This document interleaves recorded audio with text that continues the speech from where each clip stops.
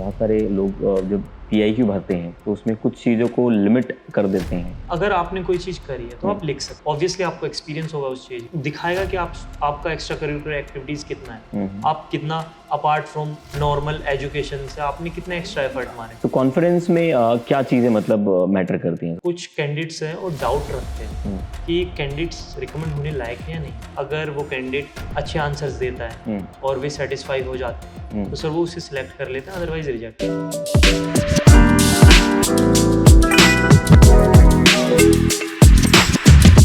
बहुत सारे लोग जब पीआईक्यू भरते हैं तो उसमें कुछ चीज़ों को लिमिट कर देते हैं, गलत भी लिखवा देते हैं कि आपको यही मेंशन करना है, हालांकि वो चीज़ नहीं होती। क्या वो सही है? मतलब जो एक्चुअल नहीं है उसका, बट इसलिए वो करवाया जा रहा है कि इंटरव्यू आईओ जो है वो कम सवाल पूछे।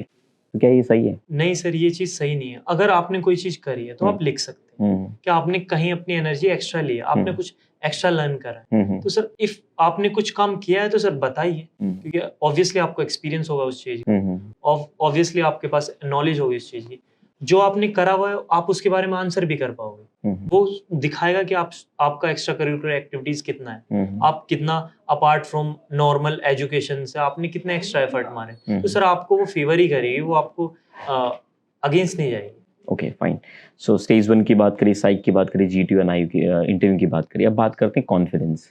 सो कॉन्फिडेंस में क्या चीज़ें मतलब मैटर करती हैं, थोड़ा बताएंगे आप? सर कॉन्फ्रेंस में सर मोस्टली कैंडिडेट्स के साथ ये होता है कि आपका स्टे कैसा रहा, क्वेश्चंस जनरली आपको बुलाया जाता है और काफ़ी सारे वेल ड्रेस्ड ऑफिसर्स बैठे होते हैं। तो सर आते हैं तो एक नॉर्मल कि आपका स्टे कैसा रहा, कोई प्रॉब्लम आई फेस करी या नहीं करी। फिर उसके बाद सर कुछ कैंडिडेट्स हैं और डाउट रखते हैं कि कैंडिडेट्स रिकमेंड होने लायक है या नहीं। तो सर उनके लिए वो एक प्लान करते हैं कि इस तरीके से हम इसके क्वेश्चंस क्रॉस क्वेश्चनिंग करेंगे। If he is able to this candidate, अगर वो कैंडिडेट अच्छे आंसर्स देता है और वे सेटिस्फाई हो जाते हैं तो सर वो उसे सिलेक्ट कर लेते हैं, अदरवाइज रिजेक्ट कर देते हैं। तो सर कॉन्फ्रेंस ऑलमोस्ट कॉन्फ्रेंस से पहले तक सब हो जाता है।